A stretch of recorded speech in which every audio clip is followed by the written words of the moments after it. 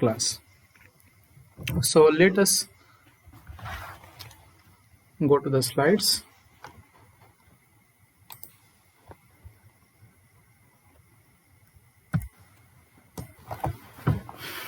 Okay, so here you can see the diagram for that refraction takes. Here the refraction uh, through a prism is shown with a ray diagram.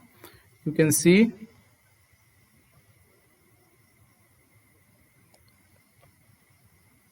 that here the incident ray, okay, here the incident ray, that is PQ, this ray, okay, the incident ray is striking the surface AB of the prism. ABC is a prism, okay, refractive index mu, or you can write n also, you can take, no issue. So n is the refractive index, let's say, of the prism. So here the incident ray which strikes the surface AB should have moved like this. The dotted line is the path. It should have moved like that, but as I told you, in case of refraction, when the light rays, so clearly as you can see, this one is the incident ray and the angle of R1 is the angle of refraction. Now in surface AC, here the ray is going out from a denser medium to a rarer medium, so it is bending away from the normal. Okay, so we'll try to find out the first we'll calculate the angle of deviation. We'll write D, or we'll represent it with delta. This is the angle of deviation, okay, because this one is the original path and this one is the emergent ray, you can say. So if we'll extend and both the rays, the angle it's they are making, let's say, delta or D, that is called angle of deviation. Now let me draw this diagram again, or let me write here only what are the conclusion we are getting from here. So here you can see normal 1, n1 is the normal 1 and n2 is the normal 2. Now in the quadrilateral, that is A, Q, T, R, okay, in this quadrilateral, this angle and this angle are 90 degree, okay, so 90 plus 90, 180 degree. That means I can write angle Q plus angle R is 180 degree. Now this angle and this angle will also be 180 degree, because sum of all the angles of a quadrilateral is 360 degree. So I can also write angle A plus angle T is also 180 degree, right? So let's say I'll write this is equation number 1. Now in triangle QRT, this one, okay, and this one, this relationship I got from the quadrilateral AQTR quadrilateral.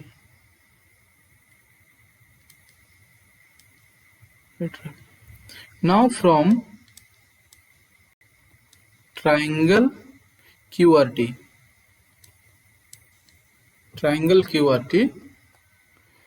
I can write R1 plus R2 plus angle T is 180. Sum of all angles of a triangle is 180 degree. All of you know that. So R1, R2 and T angle is 180. Now from 1 and 2, right side is equal. Can I write this? R1 plus R2 plus angle T is equal to angle A plus angle T.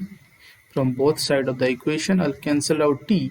So I can write R1 plus R2 is angle A. Angle A is called the angle of prism.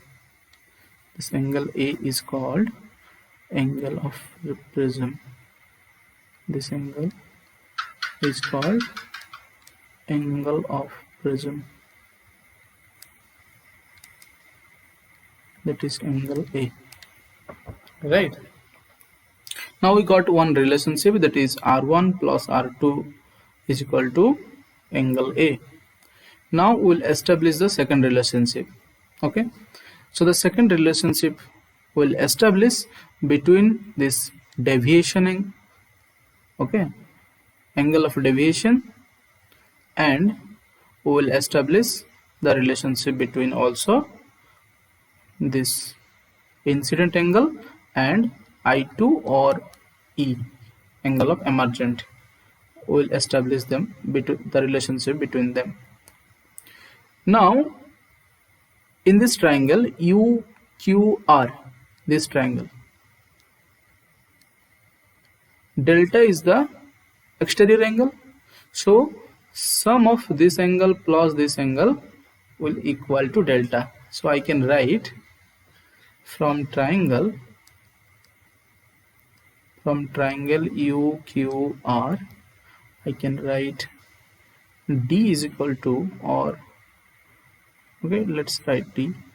So D is equal to this full angle is I1 because vertically opposite, and this one is R1. So what will be this angle? Can I write this is I minus R1? Can I write this angle I minus R1? Okay, this angle must be I minus R1. I can write. So D is equal to, I can write I minus R1 plus E minus R2.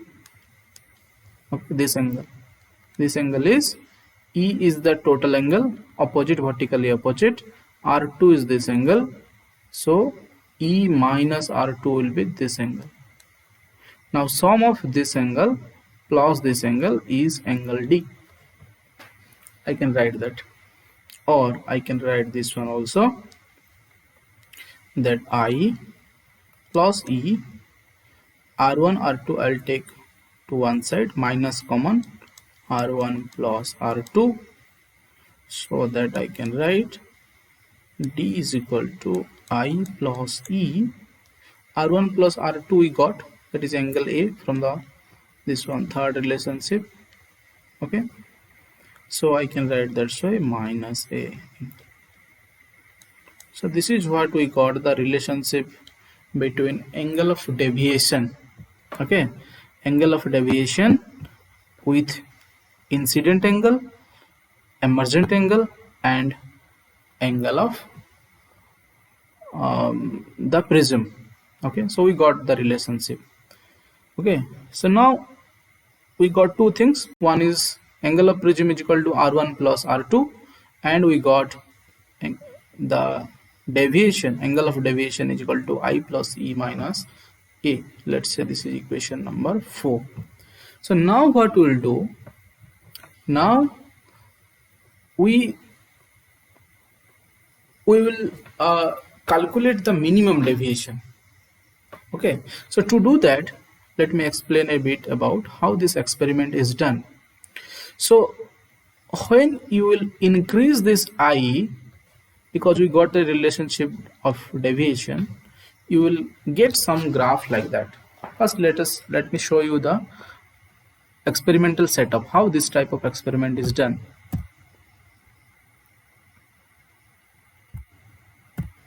Okay, so in the laboratory you can see this type of setup. Okay, here you can see the prism is there. Okay, and this table is a rotating one. You can rotate. In your laboratory you can see this type of setup. Here one from from here, suppose the rays will come, and it will, after refraction, it will come out in this angle. So here there is in angle mark is there. You can calculate the angle. Okay, you can calculate the angle. Of your emergent, because first what you will do, just you will remove the prism from here. The straight ray you will measure, then after putting the prism you will measure the emergent ray, then you will measure the between their deviation, how much deviation is there in between them. Okay, angle of deviation you can calculate in this way. Now how we will go for the minimum deviation? So when you will rotate this one, you will move this one, means you will change the angle of incident. Okay, then the emergent ray will change, the angle of emergence will change. Okay, so when the angle of emergence will change, this delta will also gradually change. This delta will gradually decrease. I'll show you a graph. Okay, this is suppose I, this is delta, and we got the relationship that is I plus E minus A is your delta or D deviation. Okay, so when you are changing I, you will get means your delta will gradually decrease.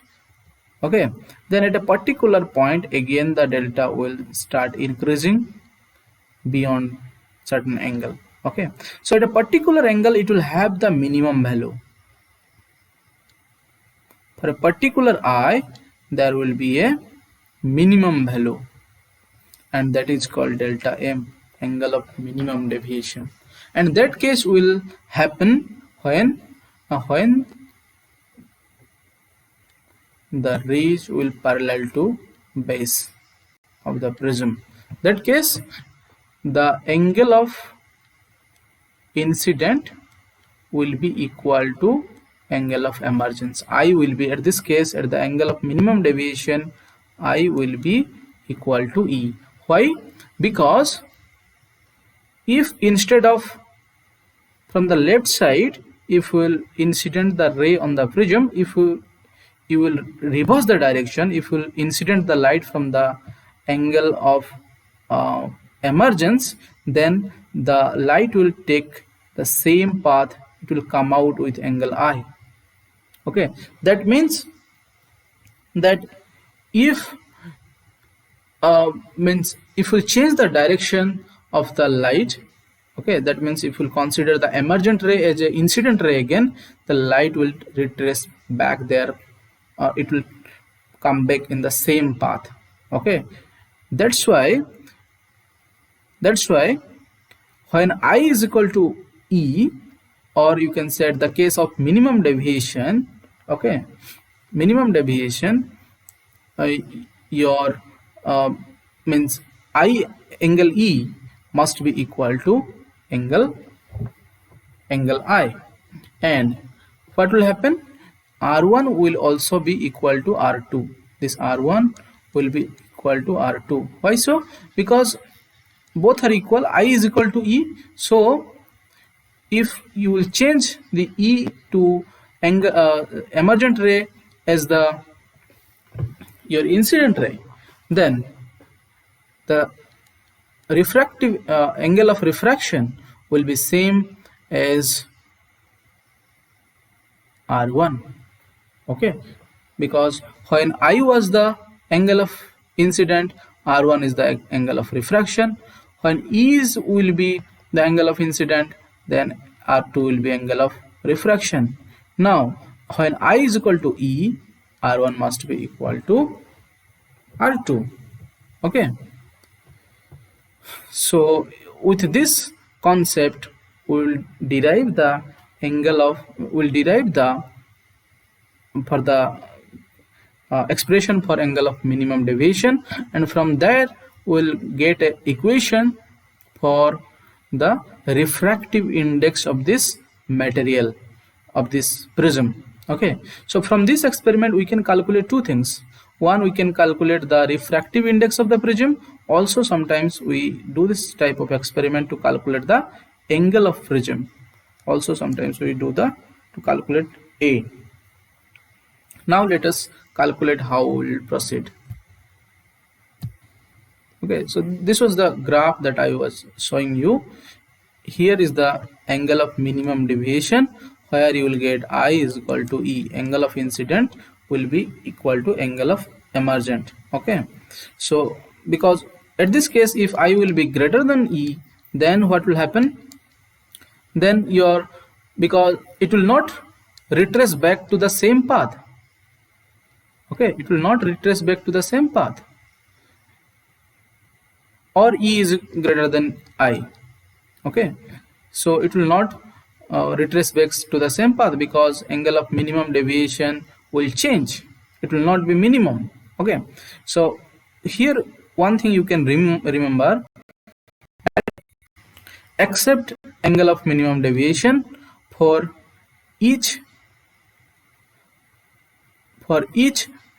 angle of deviation there are two angle of incidence. That means you can see, for angle of deviation delta is equal to 50, we are getting two angle of incidence. That means for angle of incidence, let's say this is 30 degree, 38 degree. For 38 degree angle of incident, angle of deviation is 50. For let's say it is 70. For angle of incident 70 also, deviation is also, delta is also 50. That means for, it's like a parabola. For two values of angle of incident, the deviation is same or constant. Okay, so now we'll go to the last part of this discussion, that we'll calculate the refractive index of the prism. Now as we got that for angle of minimum deviation, for angle of minimum deviation, that is delta m, for angle of minimum deviation, that is delta m. So what will happen? Now I will be equal to E, R1 will be equal to R2. Okay, and the ray will be parallel. The means after refraction, the ray will be parallel to base. Okay, the refracted ray which will be inside the prism will be parallel to the base. Now we know that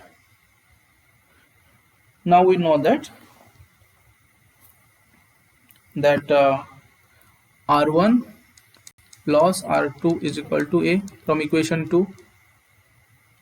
We have discussed from equation 2. Let me draw a small diagram for you, so that this is your deviation delta. Okay, this is your incident, this is your emergent ray. So at minimum deviation it will be parallel to the base. Okay, this is your angle A, and this is R1, this is R2. If we draw a normal, this is I, not normal, this is E. Okay, so we had already written this expression, that is R1 plus R2 is equal to A, but here R1 is equal to R2 for minimum deviation, so we can write R, let's say R.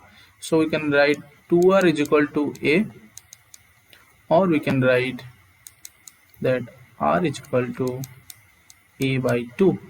So angle R is equal to, for minimum deviation, it's, we got a relationship with the angle of prism, that is A by 2.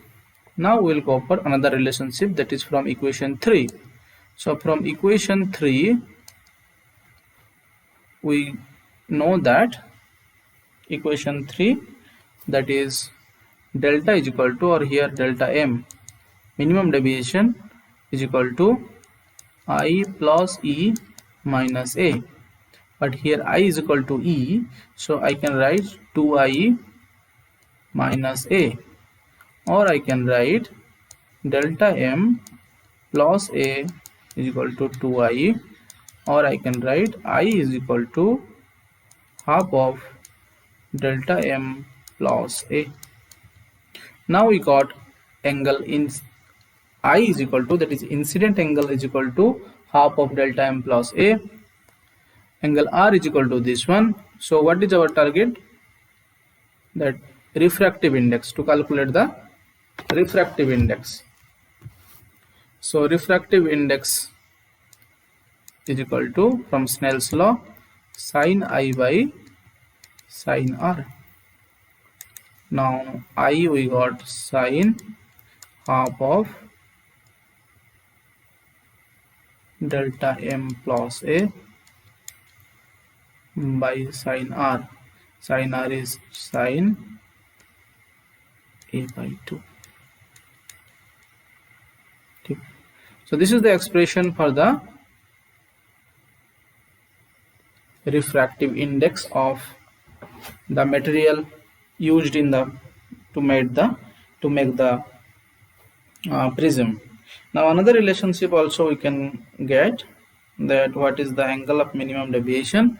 We can write for small angle, we know, okay, for small angle prism, small angle prism,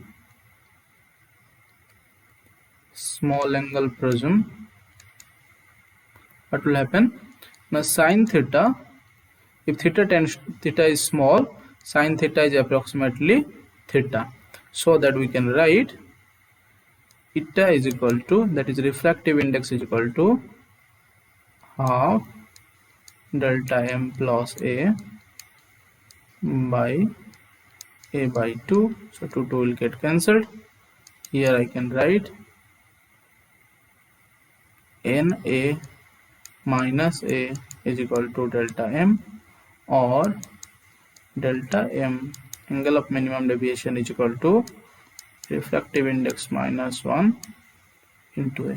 If angle of prism is known to you, okay, or in other way, if minimum deviation is known to you from the experiment, refractive index is known to you, you can calculate angle of prism from here.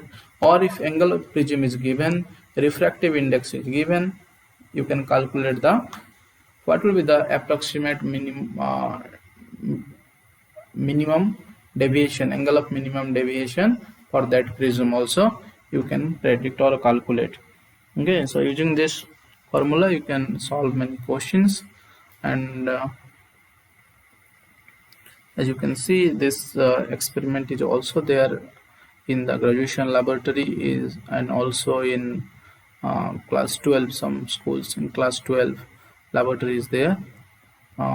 With a spectrometer we analyze and we calculate this type of, we calculate the refractive index, we calculate the angle of the prism.